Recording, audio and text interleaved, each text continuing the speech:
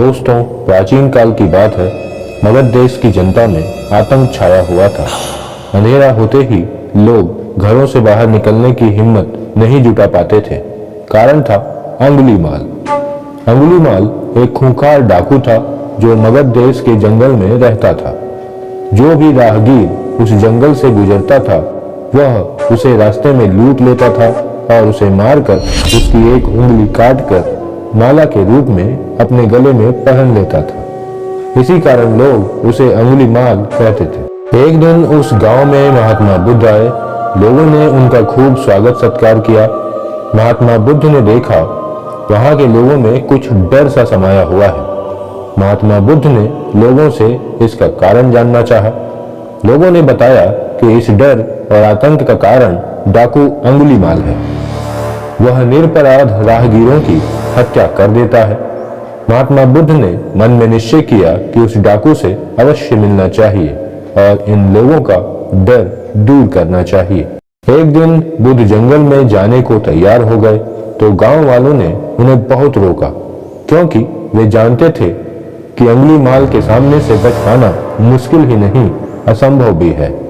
लेकिन बुद्ध अत्यंत शांत भाव से जंगल में चले जा रहे थे। तभी पीछे से एक कर्कश आवाज कानों में पड़ी, ठहर जा, कहां जा रहा है। बुद्ध ऐसे ही चलते रहे मानो कुछ सुना ही नहीं। पीछे से और जोर से आवाज आई, मैं कहता हूं ठहर जा।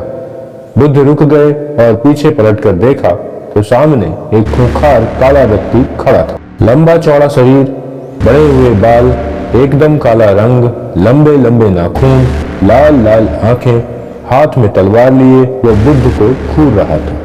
उसके गले में उंगलियों की माला लटक रही थी। वह बहुत ही डरावना लग रहा था।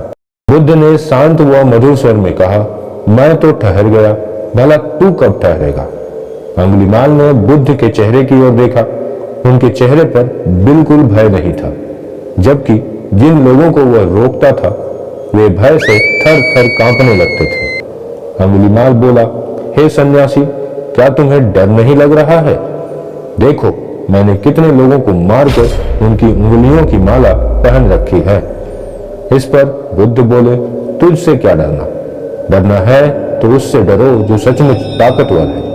अंगुलीमाल जोर से हंसा, हे साधु, तुम समझते हो कि मैं ताकतवर नहीं हूं? मैं तो एक बार में 10-10 लोगों के सिर काट सकता हूं। इस पर बुद्ध बोले, यदि तुम सचमुच ताकतवर हो तो जाओ उस पेड़ के 10 पत्ते तोड़ लाओ। अंगुलीमाल ने तुरंत 10 पत्ते तोड़े और बोला, इसमें क्या है, कहो तो मैं पेड़ ही उखाड़ लाता हूं। महात्मा बुद्ध ने कहा, नहीं, पेड़ उखाड़ने की जरूरत नहीं है। यदि तुम वास्तव में ताकतवर हो तो जाओ इन पत्तियों को वापस उस पेड़ में जोड़ दो जहां से तुमने इन्हें तोड़ा है। अंगुलीमाल क्रोधित हो गया और बोला, भला कहीं टूटे हुए पत्ते भी जुड़ सकते हैं? महात्मा बुद्ध ने कहा, तुम जिस चीज को जोड़ नहीं सकते उसे तोड़ने का अधिकार तुम्हें किसने दिया? एक आदमी का सिर जोड़ नहीं सकते तो काटने में क्या बहादुरी है? अंगुलीमाल अवाक रह गया। वह महात्मा बुद्ध की बातों को सुनता रहा। एक अनजानी शक्ति ने उसके हृदय को बदल दिया। उसे लगा कि सचमुच उससे भी ताकतवर कोई है। उसे आत्मग्लानि होने लगी। वह महात्मा बुद्ध के चरणों में गिर पड़ा और बोला, हे महात्मन, मुझे क्षमा कर दीजिए, मैं भटक गया था, आप मुझे शरण में ले लीजिए। भगवान बुद्ध ने उसे अपनी शरण में ले लिया और अपना एक सामान्य सा शिष्य बना लिया। दोस्तों, जीवन चाहे एक नन्हे से जीव का हो या विशाल स्तनधारी का, जीवन तो सभी का अमूल्य होता है। जिस प्रकार हमें अपना जीवन प्रिय होता है, वैसे ही वो अन्य प्राणियों के लिए भी होता है। बुद्ध के अनुसार जिस दिन हम दूसरों के कष्टों एवं पीड़ाओं को स्वयं अनुभूत या महसूस करना सीख जाएंगे, उस दिन हमारा मानव जीवन सफल हो जाएगा।